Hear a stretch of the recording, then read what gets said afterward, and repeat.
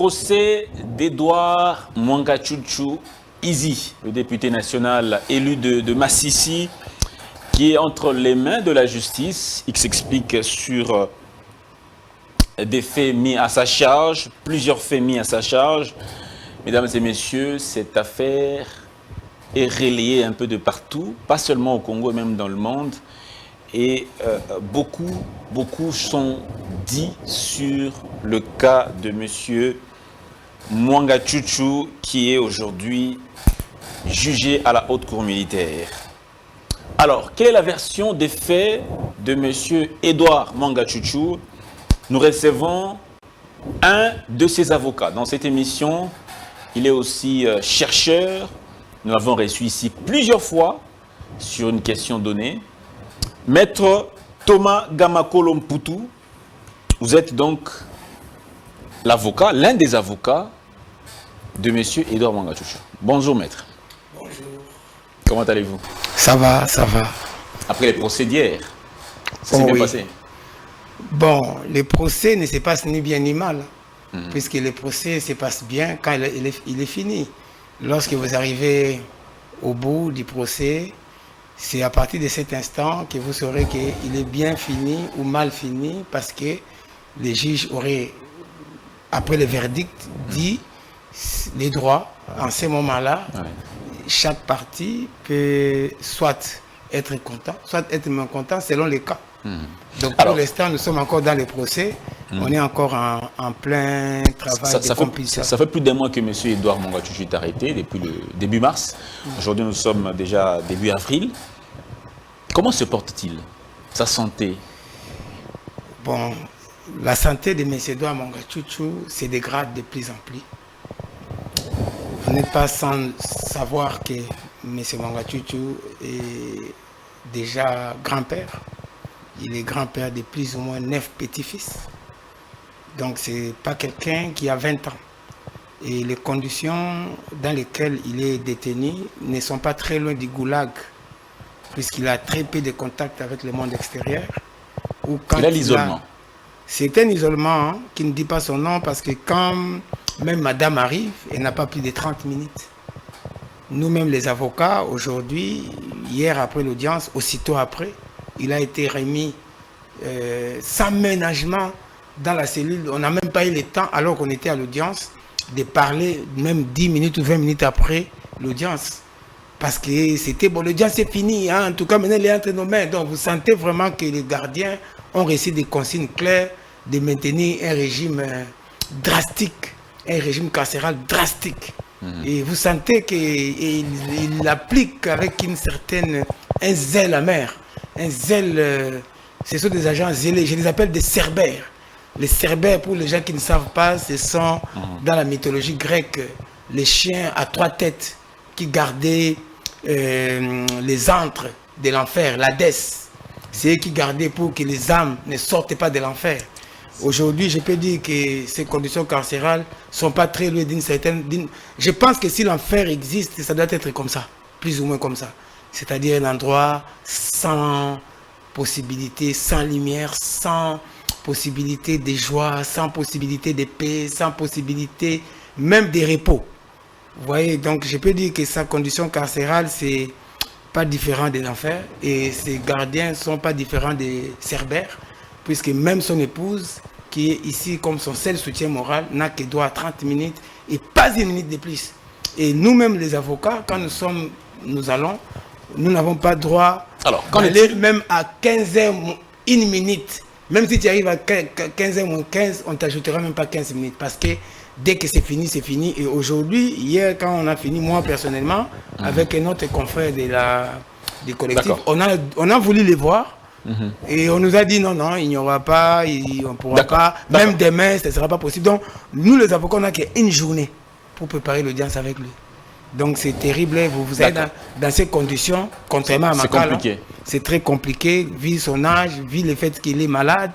Et en tout cas, j'en profite pour solliciter, ne serait-ce que, s'ils ne veulent même pas les détenir à domicile, comme la Constitution le permet pour un député de son rang, qu'on le mette même à Makala. Je crois que là-bas, il n'organisera pas d'évasion. C'est juste pour qu'il ait quand même de temps en temps la possibilité de préparer aussi sa défense. Est-ce vrai qu'il y a eu 11 passeports portant le nom de M. Mwangachuchu délivrés par le Rwanda?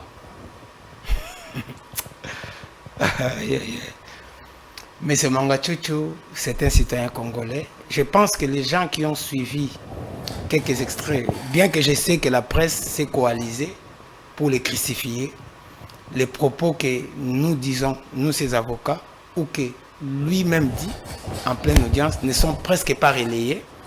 Il y a comme une union sacrée, radicale alors, pour la crucifixion de M. Mwangachuchu, et c'est devenu même un acte patriotique de mentir sur lui. M. Mwangachuchu a dit haut et fort qu'il met en demeure quiconque de le prouver que lui avait tous ces passeports-là, et que lui, il a un passeport rwandais. Il n'a jamais de passeport rwandais, il est citoyen congolais. Il a dit lui-même, parce que nous les avocats, nous nous sommes abstenus de faire des commentaires de ces rapports qui traduisent dans une moindre mesure une certaine forme de xénophobie et de tutsiphobie. Nous n'avons pas voulu y réagir du coup, mais lui-même a réagi en disant que c'est une discrimination qu'on est en train de lui faire. Il a réagi, ça c'est la voix de M. Mwangachuchu, je répète ce qu'il a dit à l'audience, qu'il n'a pas de passeport rwandais, il n'a pas de... tous ces passeports, ils l'ont trouvé où? Parce qu'en fait, quand vous dites qu'ils ont trouvé où? Dans les coffres-forts. Mais dans les coffres-forts, ils ont trouvé, donc comme vous dites, ils ont trouvé la gaine dans les coffres-forts. Mais j'ai cru comprendre qu'on parlait déjà de la gaine lorsqu'ils ont fait une expédition nuitamment pour d'abord l'arrêter et revenir le matin pour rechercher des preuves. Hein? Après l'avoir arrêté, hein, on a recherché des preuves. Ils ont fait une perquisition en son absence. Et à ce moment-là, on a même vu des casseroles, des touques, des fûts qu'on vous a présentés là. À ce moment-là, c'était pas... D'abord, il n'y avait pas un PV. Au moment où on établissait, c'était une irrégularité déjà. Au moment où on faisait les saisies, il n'y avait pas de PV pour la première fois quand ils sont venus. Après le premier, à son domicile, pour prendre tous les effets. C'est dans cette occasion qu'on a pris aussi les coffres forts. Quand ils sont venus, il n'y a pas eu de PV de saisie d'objets. Il y a eu des munitions qu'on a trouvées à son domicile. Oui, c'est quand ils sont venus, non? Ils ont dit qu'ils ont trouvé 40 munitions d'INAM et GP pour lesquelles nous disons qu'il a également l'autorisation de port d'armes. Hein, en tant que député, il avait fait la demande et on le lui avait accordé. Par qui? Par le ministère de l'Intérieur. C'est le ministère de l'Intérieur qui s'occupe de sécurité des gens. Si c'est senti en insécurité, il a fait la demande, on le lui a accordé. Est-ce qu'il a le document qui prouve qu'on lui avait accordé cette... Mais bien sûr, mais bien sûr. Je parle ici sous la foi du palais. Donc je peux dire des choses. Je ne peux pas venir dire n'importe quoi, comme on le dit dans la presse. Donc ça, ce n'est pas un souci. Mais les soucis que je voulais relever, ce sont les irrégularités de la procédure qui ont eu lieu lors de... On va parler de la régularité. Et maintenant, quand on parle des... légal, justement, mais j'aimerais que vous puissiez quand même commenter ce rapport de l'ANER rendu par le ministère public. Mwangachuchu est très lié au Rwanda. Il a beaucoup d'activités au Rwanda. Il serait membre de la diaspora rwandaise. Il a des projets d'investissement au Rwanda. Il a tenu des réunions au nom de Rwandair. Il serait actionnaire de Rwandair.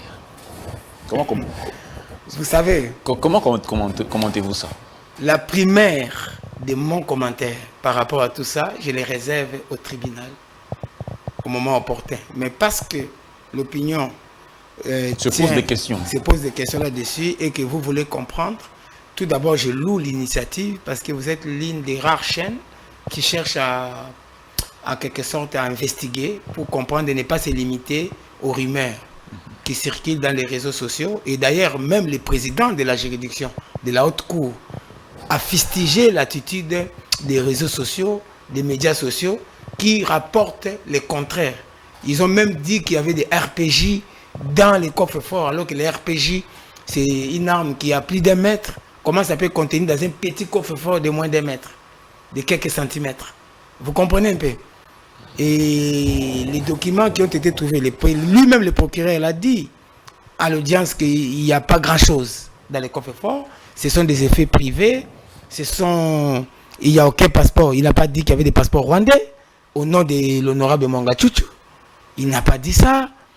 Oui, il n'a pas de passeport rwandais. Il met quiconque au défi. Et nous, ces conseils également, on n'a pas vu de passeport rwandais au nom de M. Mwanga Chuchu. Tous ces passeports sont congolais. Et il a dit que son père même était déjà élu en 57, là-bas au Nord Kivu. Il était déjà élu. Et lui, il est élu depuis 87. Il a des premiers essais, il était déjà élu. Donc ce n'est pas d'aujourd'hui. Cette famille est une famille qui est ici depuis au moins 1700. Ou peut-être 1800. Mais pas... Il est de l'ex-CNDP. La CNDP... RCD, CNDP. Non, il n'a jamais été dans l'RCD. Il n'a jamais été dans l'AFDEL. Il n'a jamais été dans le CNDP mouvement armé. Le CNDP a mué en parti politique après les accords. C'est alors qu'il a participé dans ces mouvements qu'il a aussitôt, quelques temps après, quitté, puisqu'il y a la lettre de sa démission qui était dans le coffre-fort que le ministère public a vu. Vous voyez? Donc, et l'acceptation de cette démission. C'est un monsieur qui est toujours resté très très loin des armes. Donc, moi je ne vais pas commenter par rapport à ce que la CNS dit par rapport au fait qu'il soit de la diaspora rwandaise. Nous allons réagir au moment opportun. Comment quelqu'un qui a un passeport congolais, comme vous dites, et qui est congolais, député congolais depuis 2006, il peut être de la diaspora rwandaise? Tout le problème, notre client... Il s'agit d'une enquête qui a été menée par les services spécialisés. Attendez. Je vais vous dire une chose. Notre client souffre de la rwandophobie. Ah, maître Gamako. Notre client souffre de la tutsiophobie. S'il vous plaît. Ces enquêtes-là traduisent... Attendez, laissez-moi finir. Vous avez élevé quelque chose. Je vais citer ce que vous dites. La vérité est qu'il a dit lui-même qu'il est discriminé. Je ne sais pas si vous avez vu aussi ces images. Il ne faut pas dire seulement ce qu'on dit, mais il faut voir aussi ce que notre client dit. Il nie tout en bloc. Il a tout nié en bloc. Voilà. On a suivi les... Donc maintenant, comme il nie tout en bloc, nous attendons, lors de l'audience, de voir comment les services spécialisés qui ont enquêté vont démontrer qu'il est rwandais ou qu'il est rwandais. Il n'a pas des actions au sein de Rwandais. Il n'a pas d'action au sein de Rwandais. Il a dit, est-ce que vous ne suivez pas ce qu'il a dit? Il a dit, nous aussi à t'abstenir en tant qu'avocat, on réserve notre réaction minutieuse. Ça, je vous réponds comme ça à l'emporte-pièce à chaud lors de l'audience. Mais lui-même l'intéressé. Il a parlé, il a dit, il n'a jamais participé à une réunion des Rwandais pour la création. Il ne s'est jamais rendu au Rwanda pour créer une société. Du reste, je vous informe... Il n'a pas de lien avec... il n'a pas de personne, il n'y a pas de lien avec même le Congo, de Rwandais. Écoutez, même le Congo a des liens avec le Rwanda. Non, lui personnellement... Parce que nos pays sont des pays... Non, lui personnellement, il n'a pas de contact au Rwanda avec... Contact, ça dépend. Veut dire qu'il n'a pas de lien, comme quel lien familier, proche, avec des personnes rwandaises. Vous savez, d'abord... Je ne vais pas entrer dans ces domaines-là. Pourquoi? Parce que même si quelqu'un a des liens familiers, même si, par impossible, il l'aurait, ce n'est pas interdit d'avoir des liens. C'est quelle infraction? Si tu es congolais, que tu as un oncle angolais, c'est quelle infraction? Tu peux être à Songololo, tu as de la famille en Angola. En quoi c'est une infraction? Donc, parce qu'on les poursuit de quoi au juste? D'avoir de la famille au Rwanda, ou on le poursuit... Mouvement insurrectionnel. Est-ce qu'il n'est pas en lien avec le M23? Non, pas du tout. Pas du tout. D'ailleurs, parce que le poursuit pour le mouvement insurrectionnel, soutien au M23, c'est parmi les infractions dont on est en train de le poursuivre. Mais écoutez, c'est une chose est de le dire, une chose est de le prouver. Nous sommes dans une position où on peut même se taire. Il a même le droit de se taire, de garder son silence. Laisser maintenant ce qu'il dit, produire des actes qui établissent ces liens. Ils ont été chez lui le 1er mars. Nous sommes aujourd'hui, je sais pas, le 12 mars. Le 12 avril. Avril ou quoi. Ouais. Mais quand le ministère public a parlé, il a parlé au conditionnel presque tout le temps. Il serait, il aurait, il serait. Quand quelqu'un parle au conditionnel, ça veut dire qu'il n'est même pas sûr. Il cite lui-même des rapports et après il parle au conditionnel. Un rapport n'est pas une preuve. Ce qui peut être une preuve, c'est quoi? Ce qui peut être une preuve, c'est quand les rapporteurs dit comment elle a procédé. Il donne la méthodologie, j'ai fait des interviews, j'ai fait ceci, j'ai fait cela, et puis il fait des conclusions. Une analyse n'est pas une preuve. L'analyse d'un agent, qu'il soit de l'année ou quoi, ce n'est pas une preuve. Ça, ce sont des autopreuves. Puisqu'il n'y a pas eu de contradiction, ce n'est pas opposable. Pour que ces choses soient opposables, il faut qu'il y ait peut-être contradiction, que nous puissions apporter la contradiction à ces preuves-là. À ce moment-là, peut-être que, au lieu de dire que c'est les rapports de l'année, il faut dire peut-être que c'est les rapports de X individus qui travaillent dans l'année. Comme ça, il peut peut-être venir expliquer comment elle a procédé. Voilà, c'est donc, en entendant, nous constatons qu'on dit qu'il y a des rapports. Mais il est détenteur de la mine, c'est lui le propriétaire de la mine de Bissounzou, Société minière de Bissounzou. C'est la société MSB. Cette société-là a des statuts dans lesquels il y a, si vous lisez dedans, je n'entre pas dans ce domaine, vous allez voir qui étaient les gérants, qui étaient les administrateurs, dans les documents d'incorporation qu'on dépose au cadastre minier. Ce n'est pas une société clandestine, c'est une société répertoriée, reconnue. Qui appartient à M. Mwanga Chouchou. Une société n'appartient pas, c'est une société, ce n'est pas une société unipersonnelle. Une société, quelqu'un peut avoir des actions là-dedans, mais ce n'est pas lui appartenir en propre. Vous comprenez? C'est une société anonyme. Quand une société est anonyme, ça veut dire qu'il y a plusieurs actionnaires.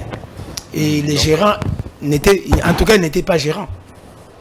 Tout au moins, ce que je peux dire, il n'était pas gérant de cette société. Il était à 2000 km.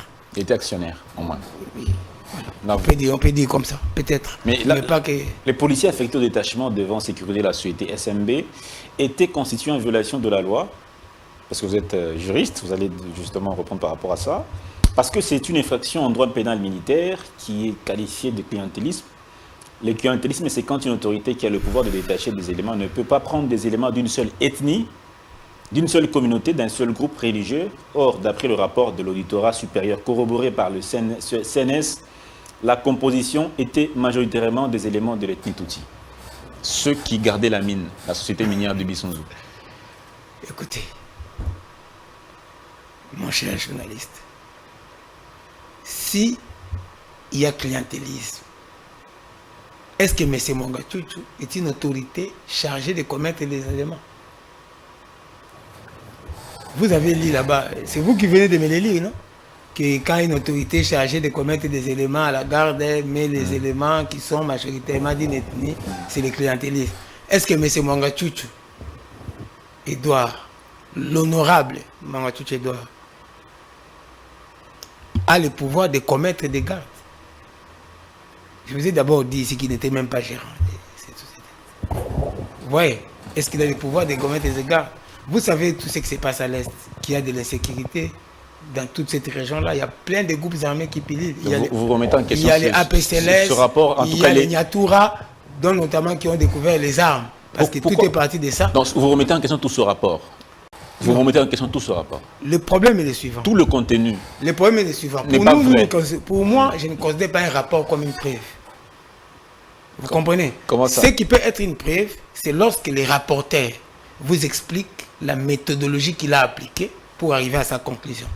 Un rapport, c'est un individu. Il n'y a personne qui peut dîner avec une personne qui s'appelle Aner. Ou bien quelqu'un qui peut dîner avec une personne qui s'appelle CNS. Ce sont des individus qui travaillent dedans, qui font des rapports. C'est pourquoi vous voyez par exemple dans les parlements, lorsqu'il y a par exemple, je prends l'exemple, quand Kennedy a été tué, pour ceux qui connaissent l'histoire, il y avait un rapport qu'on appelait de la commission Warren. La commission Warren. C'était une commission qui a été mise en place pour enquêter et faire un rapport au Parlement sur l'assassinat de M. Kennedy. Voyez-vous, cette commission Warren, on va pas appeler ça... Pourquoi on dit commission Warren? Parce que Warren va venir devant le Parlement justifier ses conclusions en disant voilà, nous avons procédé comme ceci, nous avons entendu 1000 personnes, nous avons entendu les policiers, nous avons entendu celui qui était présumé assassin, nous sommes allés à tel endroit, nous avons procédé comme ceci, voilà la méthode scientifique que nous avons utilisée pour arriver à cette conclusion. Et on va l'écouter, on va lui poser des questions, on va échanger avec lui. C'est pourquoi le Parlement n'adopte pas que les rapports du Congrès. On ne va pas appeler ça un rapport du Congrès, ça n'engage pas l'institution, ça engage d'abord les rapporteurs, mais c'est Warren. Et je ne sais pas, que les gens m'excusent, peut-être que je me suis trompé du nom, mais en tout cas, c'était les rapports qui portaient le nom d'un congressman américain. Je pense qu'il s'appelait Warren. Ici, par exemple, quand on dit le rapport de l'année, quelle année? Parce qu'il y a personne qui a déjà dîné avec l'année. On doit dire, par exemple, le rapport de X individus. Alors, ouais, à ce moment-là, il peut nous éclairer. Mais dans les cas contraires, vous ne pouvez pas prendre l'analyse de quelqu'un et considérer que ce sont des faits.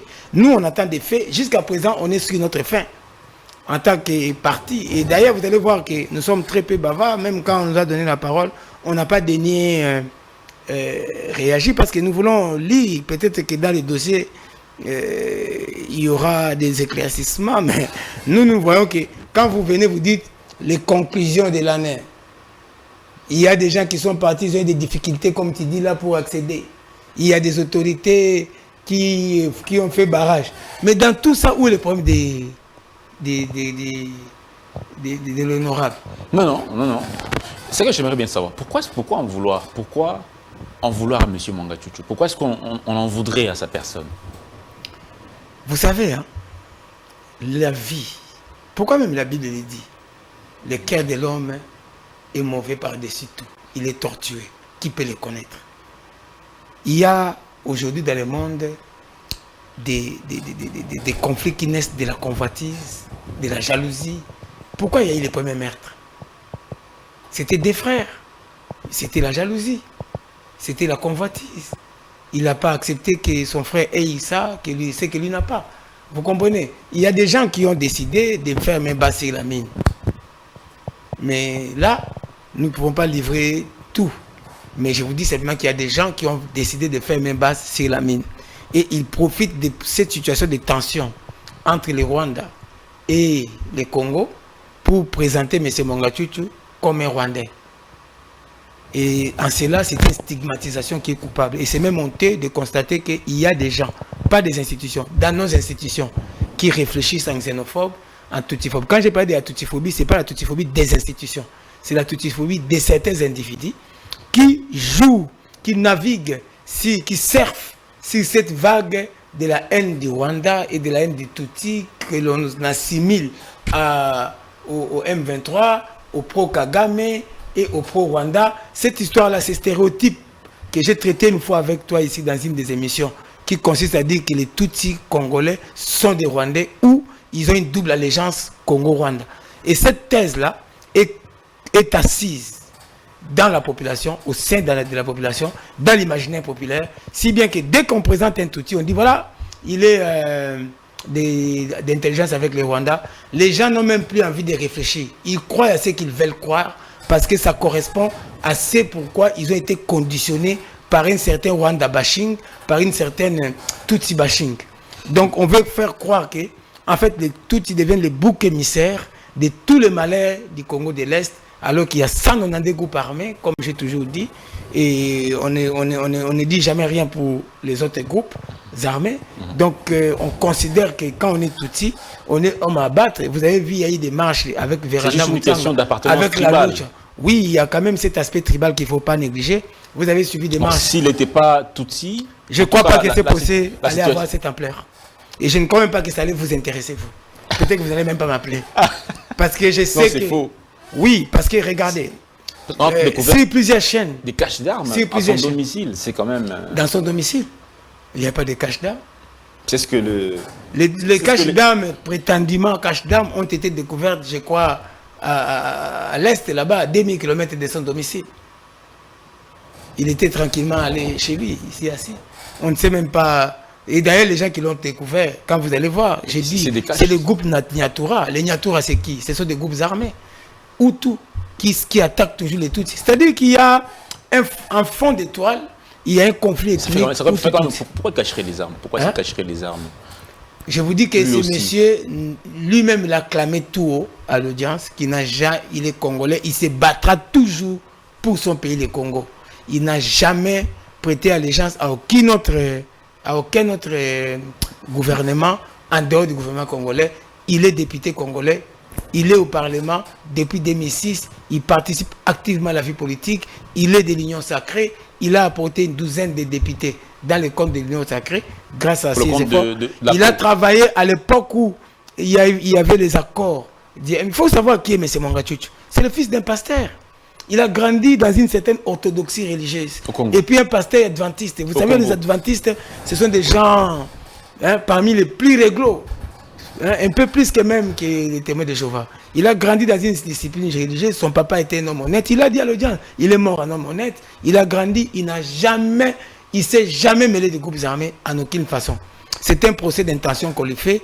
Et cela est lié aussi au fait qu'il appartient à la race Tutsi. Pourquoi ces armes-là? Pourquoi on a trouvé ces caches d'armes-là? Qui a trouvé? Ce sont des groupes armés.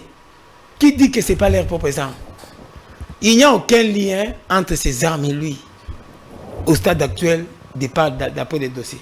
Si ce n'est qu'on a trouvé ça dans, comme ils disent, on aurait trouvé ça, j'ai dit au conditionnel, dans la concession minière du SMB. En dehors de ça, il n'y a aucun document qui montre une corrélation entre lui et ses armes. Et celui qui les a achetés, il a donné l'ordre de cacher. Tout ce que la presse raconte, vous ne partagez pas ça. La presse raconte ce qu'il veut bien raconter. Moi, je ne suis pas un monsieur de la rue pour accepter tout ce que la presse raconte. Je regarde dans les dossiers, je trouve qu'il n'y a aucun lien entre ces armes et lui qui est établi à suffisance des faits et des droits. Que voulez-vous que je vous dise? Il a été piégé.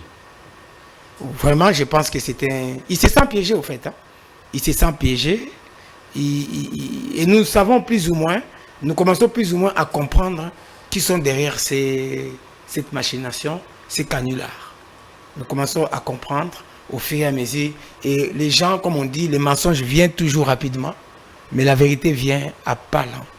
Et petit à petit, grâce à la dextérité et à la sagesse de la Cour à laquelle nous nous remettons, j'ai fait vraiment énormément confiance à notre justice.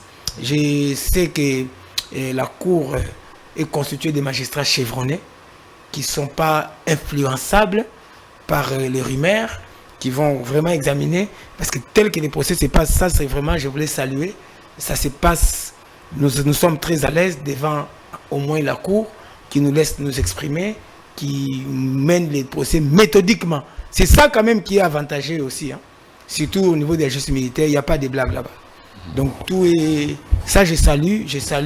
Il a même interpellé... Et même le président de la Cour a interpellé la presse pour leur dire de cesser de diffuser des fausses rumeurs.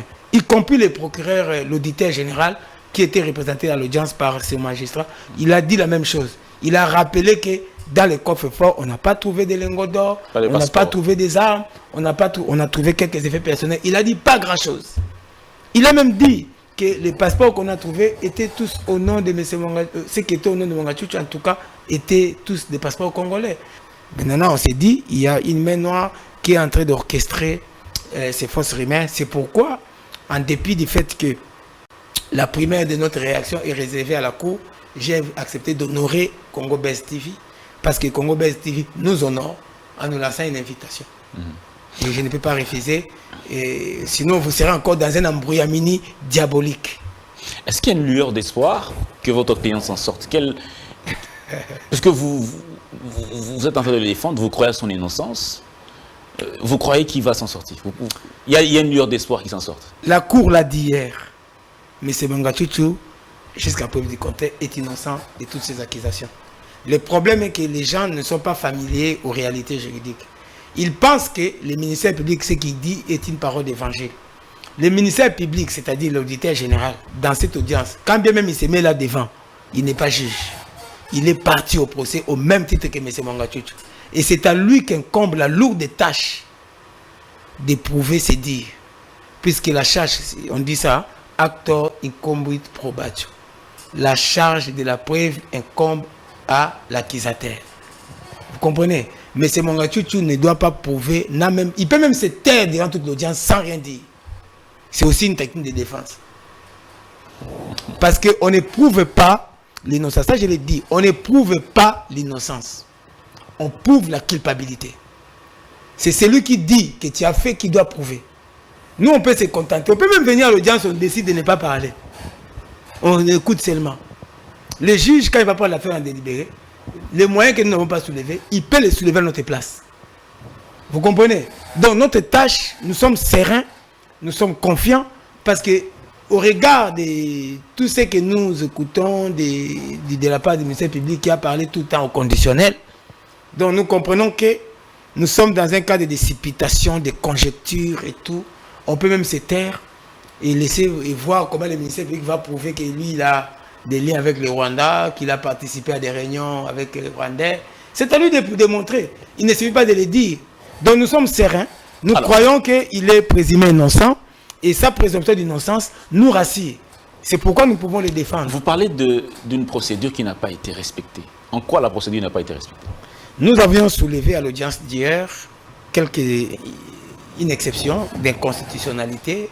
Nous avons considéré que le fait que M. Mwangachuchu est resté pendant plusieurs mois, pendant plus d'un mois, sans savoir de quoi on l'acquise, alors que l'on prétend que nous sommes dans une procédure de flagrance, est une violation de la Constitution, parce que la Constitution garantit les droits de la défense, et même il y a le pacte international relatif aux droits civils et politiques de 1976, ou oui, de 1976 ou 7 si je ne m'abuse, hein, je demande aux téléspectateurs d'être intelligents. Ces pactes-là dit qu'on doit informer à quelqu'un immédiatement après son arrestation des raisons pour lesquelles on l'arrête. Mais hier encore, nous avons vu que le ministère public tergiversé. On est parti de l'atteinte à la sécurité de l'État, à la détention d'armes illicites, à l'insurrection. Ouais. Et puis, on a parlé comment on appelle encore l'incitation des militaires à commettre des actes contraires à la loi. Maintenant, je vois qu'on ne parle plus de la on a même parlé de trahison. On ne parle plus de trahison. On ne parle plus de l'atteinte à la sécurité de l'État. On ne parle que maintenant... Entretenir des liens avec les terroristes du M23 soutenus par le Rwanda, ainsi que d'incitation des militaires à commettre des actes contraires au devoir et à la discipline. Voilà. Lui, il a incité comment? On ne sait pas. Bon, ils vont démontrer. Hein. Ça, c'est le problème de l'audience. Mais vous voyez déjà qu'il n'y a plus de trahison. Il n'y a plus l'atteinte à la sécurité de l'État. Dans ces conditions, c'est difficile d'organiser une défense. Parce que nous considérons que alors la loi sur la flagrance est une loi qui viole la Constitution. Parce que si la loi sur la flagrance permet qu'on puisse détenir un député national, je vous dis bien un député national, un élu du peuple, donc qui est immunisé par l'article 167, dont les poursuites ne peuvent être engagées que si l'autorisation du bureau de l'Assemblée nationale. Un procédé de flagrance. On l'amène en procédé de flagrance, mais cette flagrance ici devient une flagrance qui viole totalement les droits de la défense dans la mesure où jusqu'à hier, on n'avait pas encore de contrat judiciaire. On ne savait pas encore sur quoi. Et le ministère public quand même dit encore qu'il estime, ça peut toujours évoluer parce que l'enquête continue. Vous voyez un peu dans ces conditions, les droits de la défense est sérieusement incorné parce que quelle est l'infraction maintenant qu'on va préparer? Si on prépare la trahison, demain il n'y a plus de trahison. Ça devient autre chose. Ça peut encore muter à autre chose. Vous voyez, ces yo-yo là, ça ne permet pas. Et or, il y a des instruments internationaux qui disent qu'on doit informer à quelqu'un de ce pourquoi on l'accuse. Pourquoi cela est important? Parce que ça permet aux avocats que nous sommes de pouvoir... Parce que chaque infraction a ses éléments constitutifs. Ça nous permet d'examiner les éléments constitutifs de l'infraction. Vous comprenez? Dès lors, dès cet instant, il y a cette loi que nous avions considérée comme étant violant la Constitution. Et donc, on a soulevé une exception en inconstitutionnalité. On espère que le tribunal, comme l'article 162 de la Constitution le dit, nous espérons que la haute cour va s'y soir à statuer pour renvoyer cette question devant la Cour constitutionnelle qui est le seul juge habilité à juger de la constitutionnalité des lois, afin qu'il puisse trancher cette question. Mais si la Cour décidait quand même de passer outre en évoquant, en se comportant en juge de la Constitution, tout ça on en tirera des conséquences au moment voulu. Mais en tout cas, en ce qui nous concerne, nous considérons qu'il y a ça, il y a même le fait que nous, les avocats, nous avons du mal à avoir plus de temps. On nous laisse que, généralement la veille de l'audience pour préparer l'audience avec notre client. Vous comprenez? Entre-temps... Qu'en est-il de son présumé complice, le commissaire Robert Mouchalimois, si je ne me trompe pas? Qu'en est-il de son complice? Bon, nous ne sommes pas ses avocats, hein. On ne peut pas parler en son nom. Il est là, lui, on a dit qu'en attendant que ça change encore, on le poursuit pour trahison. Bon, ces avocats ont parlé. Hein. Moi, je ne vais pas parler par procureur. Je n'ai pas de mandat de parler de quoi que ce soit en son nom. Alors, l'organe de loi estime que, outre les préventions initiales, le député peut être poursuivi pour espionnage et son complice présumé, le commissaire provincial, comme je l'ai dit. Ah oui, on avait cité aussi espionnage. Oui, espionnage. Ouais, donc ça a évolué. Oui, tu as raison. Ça, je n'avais pas. Espionnage. Oui. On peut le poursuivre aussi pour espionnage. On peut le poursuivre pour tout. On peut même le poursuivre d'avoir tué Jésus. On peut le poursuivre de tout. Mais le problème est qu'on doit apporter les éléments de preuve. Jusque-là, il n'y a aucune pour preuve. nous, en tout cas, en tant que ce conseil, nous considérons qu'il n'y a aucune preuve qui va au-delà de tout doute raisonnable que sa culpabilité est établie par rapport à toutes ces infractions. Mais ça, c'est l'objet du procès. Je ne peux pas vider l'objet du procès dans une émission de télévision. Ça va donner lieu à un débat. Et je souhaite que votre chaîne également vienne assister et voir comment le ministère public va écrouer ou démontrer à suffisance des faits et des droits. Et des faits, quand je dis au-delà de tout doute raisonnable. Parce qu'il ne faudrait pas donner des faits qui sont équivoques, qui peuvent avoir plusieurs explications. Vous comprenez ça? Parce qu'on ne jugera jamais sur base de conjectures, ni sur base de suppositions, ni sur la faciès touti. On ne jugera pas sur ça, on jugera sur base des documents. Et la cour, la haute cour, a rappelé ça. Qu'ici, ce n'est pas un problème d'ethnie, de race, on va juger sur les pièces et tout. Ça sera donc pièce contre pièce. On va discuter du droit. Et ça, c'est la beauté. C'est la science que moi j'ai choisi de faire. C'est la beauté du droit. Et nous attendons, nous avons vraiment hâte d'entrer dans le vif du sujet. Malheureusement, il y a encore d'autres aspects d'ordre procédural. Nous souhaitons en tout cas que M. Mwanga Tchouchou puisse ne serait-ce que te placer en détention préventive à domicile, à résidence civile, parce que sa santé ne lui permet pas de soutenir ces conditions carcérales qui ressemblent au goulag pour quelqu'un qui vient de subir une lourde opération. En tout cas, nous implorons les chefs de l'État, les magistrats suprêmes, son Excellence, Monsieur le Président Félix Antoine Tshisekedi, pour le cas de notre client qui est humanitaire. Également, nous demandons au Parlement, aux besoins, à travers son bureau, de suspendre ces poursuites si possible, afin de permettre à un de leurs, à un parlementaire, parce que je souligne bien que c'est un élu du peuple. On ne peut pas, en l'humiliant ainsi, on humilie aussi le Parlement. S'il peut venir se justifier devant une commission même disciplinaire, comme ça on juge, parce que cette flagrance qui fait plus de mois, c'est vraiment pas une flagrance orthodoxe. Vous comprenez? À partir de ce moment, on peut s'asseoir pour qu'il vienne d'abord devant ses pairs, répondre de tout ça. Essayer de s'expliquer, comme ça on va voir si on peut reprendre la procédure à Bovo cette fois-ci, d'après moi, en respectant la Constitution. D'accord. Maître Thomas Gamakolo, on est mais l'article 167, je crois, le dernier alinéa, le permet au Parlement de pouvoir suspendre, comme ils ont fait pour les députés Mamba, il s'appelait à l'époque Mamba. Jean-Jacques Mamba. Vous voyez, on avait, parce qu'ils sont maintenant en session. Et surtout que cette suspension ne peut pas dépasser la période de la... Sinon, comment réagit sa famille, ses enfants, ses petits-fils? Comment ils réagissent par rapport à tout ça? Quand ils ont appris que leur père est arrêté, il est en détention et tout ce qu'on l'accuse, tout ce dont on l'accuse. Comment ils ont réagi? La famille, on ne va pas entrer dans l'intimité. Ça, c'est leur intimité. Je ne suis pas censé les révéler. Mais vous pouvez imaginer si aisément, tu es aussi fils d'un père.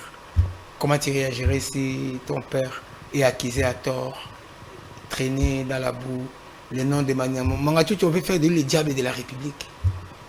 Aujourd'hui, les gens réclament sa crucifixion comme on réclamait la crucifixion de Jésus. Vous le comparez à Jésus maintenant? J'ai dit comme on réclame, comme on a réclamé jadis la crucifixion de Jésus. Parce que moi... C'est une comparaison. C'est une comparaison, mais je ne dis pas que je ne suis pas fou. Il n'est pas Jésus. Okay. C'est un homme, il a des défauts, il n'est pas parfait. Mais c'est un homme honnête. Son honnêteté est proverbiale. Merci beaucoup, Maître Edouard Mwanga. Maître Thomas Gamakolo. Vous commencez à m'appeler Edouard Mwanga Tchouchou. Je ne suis pas M. Edouard. Bon, évidemment, en ce moment-ci, je les représente. Exactement. Donc, je peux comprendre ces lapsus. D'accord, maître. Est-ce que vous avez un dernier mot à dire aux téléspectateurs qui nous suivent avant de clore l'émission? Oui, aux téléspectateurs, je voudrais dire que si nous acceptons de faire ce genre d'émission, c'est pour essayer de tordre un peu les coups aux fausses rumeurs qui circulent à propos du coffre-fort qui a été... Parce que ça, même le parquet s'en est offusqué. Je crois que j'ai quand même le droit de le dire parce que le procureur l'a dit en audience publique devant la presse. Arrêter toutes ces presses qui se sont données comme mission de crucifier M. l'honorable Monga Chouchou, qu'ils arrêtent, qu'ils laissent la justice faire son travail, arrêtez de raconter des choses qui ne sont pas vraies. Si vous venez aux audiences, relatez exactement ce que vous avez vu. Le coffre-fort de quelques centimètres ne peut pas contenir tous ces armes qu'on est tenté de vous montrer, des lingots d'or et tout ce qu'on est tenté de dire. Ce sont des faussetés, c'est dans le but comment dirais-je, de jeter, de vouer mon client aux gémonies. Actuellement, il est déjà en détention. C'est déjà une souffrance assez grande. N'ajoutez pas, ne venez pas. Suivez plutôt le déroulé de l'audience jusqu'au bout. Et vous saurez en ce moment-là, quand la Cour aura décidé s'il était coupable ou pas de tous ces faits qu'on met sur son dos. Mais comprenez que maintenant, il jouit de la présomption d'innocence. Et je demande la protection du magistrat suprême, du numéro 1, du premier citoyen du Congo, qu'il regarde un peu ces cas, ne serait-ce que pour des raisons humanitaires. Si on peut les déplacer de là, à la limite, si on ne veut pas, qu'on les remette même à Makala. Mais moi, j'implore les chefs de l'État pour qu'ils fassent en sorte, parce que c'est toujours une détention, mais il doit suivre des soins, il a un régime drastique. Si on peut, pour des raisons humanitaires, les placer à résidence surveillée, comme il se doit par rapport à tout. C'est comme ça qu'on a fait pour tous les autres députés. Il n'y a pas de raison que pour l'honorable Monga Chouchou, sous prétexte que le dossier est sensible, qu'il ne puisse pas jouir de toutes les garanties des libertés fondamentales et des libertés fondamentales et des droits fondamentaux, des libertés individuelles que la Constitution lui accorde. Il ne va pas fuir, sa fuite n'est pas à craindre. Hein. En tout cas, vraiment, surtout que moi, je trouve que personnellement, en fait, je laisse cet aspect-là pour le procès, mais en tout cas, sa fuite n'est pas à craindre. Donc, je souhaiterais, je demande, j'implore la grâce des chefs de l'État, et cela grandira notre pays, parce que dans ces procès, on va prouver au monde qu'au Congo, il n'y a pas un problème de tuttiphobie. À travers ces procès, on va prouver au monde qu'au Congo, il n'y a pas de problème de rwandophobie. Au Congo, on juge les gens par rapport à leurs actes, non par rapport à leur faciès. Je rêve d'un Congo où on ne jugera plus des gens par rapport à leur faciès, mais par rapport à ce qu'ils ont réellement fait. Et les chefs de l'État, en tant que garant de l'unité nationale, d'abord que la justice se prononce définitivement. Mais oui, pour le moment, il joue de la présomption d'innocence. La liberté de notre client ne doit pas effrayer le gouvernement. Tout à fait. On ne peut pas d'emblée dire qu'on les juge par cause de son faciès. Je n'ai pas dit ça. J'ai dit ceci. J'ai dit que je rêve d'un Congo où on ne jugera plus des gens par rapport à leur faciès. Et le chef de l'État a déjà dit, du haut de l'Assemblée générale, de la tribu de l'Assemblée générale, que le Congo n'est pas un pays génocidaire. Au Congo, il n'y a pas de problème de haine ethnique. Au Congo, il n'y a pas de problème de tuttiphobie. Ce procès est une aubaine pour les chefs de l'État de les démontrer à la face du monde. D'accord. Merci beaucoup, maître Thomas Gamakolo Mputu. Il est avocat de monsieur Edouard Monga Chouchou, qui est donc détenu aujourd'hui à la prison militaire de Ndolo, qui est justement en train d'être jugé pour beaucoup de chefs d'accusation. Le prochain audience, c'est pour quand déjà?